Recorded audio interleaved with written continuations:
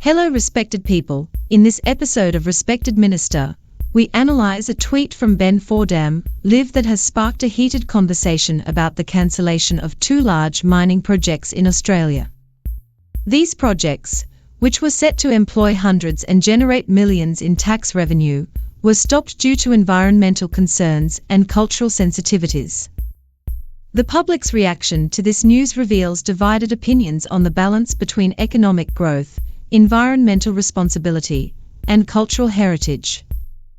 Let's take a look at how Australians responded and what it means for the future of the country's mining industry.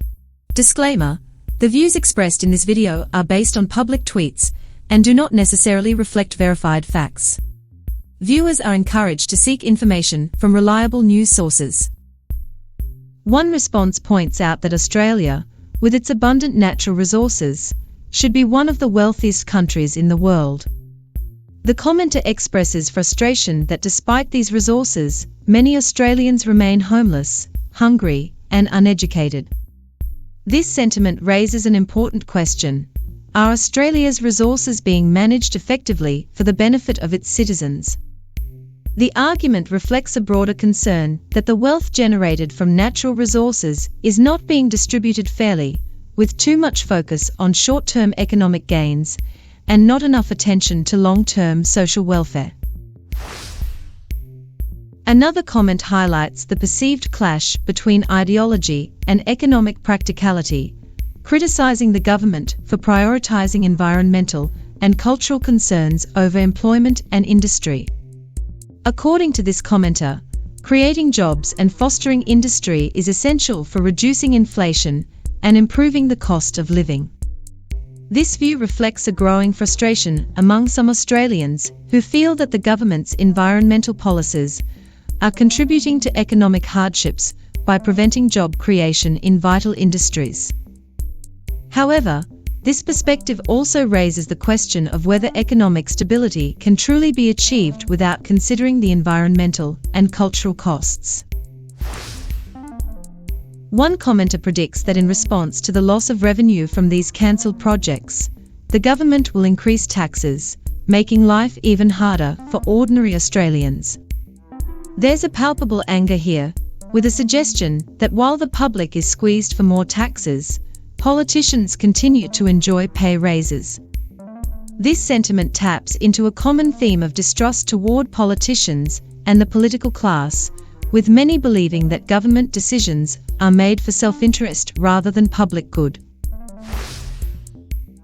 A particularly inflammatory comment claims that Aboriginals do not own the land and dismisses their cultural traditions. This comment is problematic and divisive, reflecting deep-seated tensions around Indigenous land rights in Australia. The statement overlooks the importance of cultural sensitivities and fails to acknowledge the legal and historical realities surrounding Indigenous land ownership in the country. While some may agree with the sentiment, it is crucial to approach this issue with respect for Aboriginal communities and their contributions to Australian history and culture. Another commenter is outraged that after years of investment, a government minister could cancel a major project with a single stroke of a pen.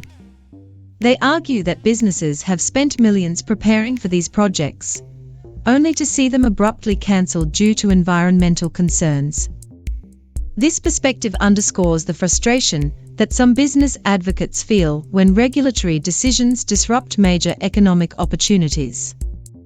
However, it also reflects the challenge of balancing business interests with environmental protection and cultural preservation.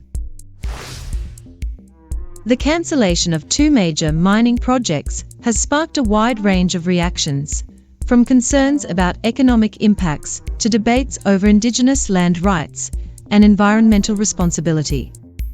As Australia continues to navigate the balance between economic development and cultural and environmental preservation, the conversation around these issues is only growing more complex. Where do you stand?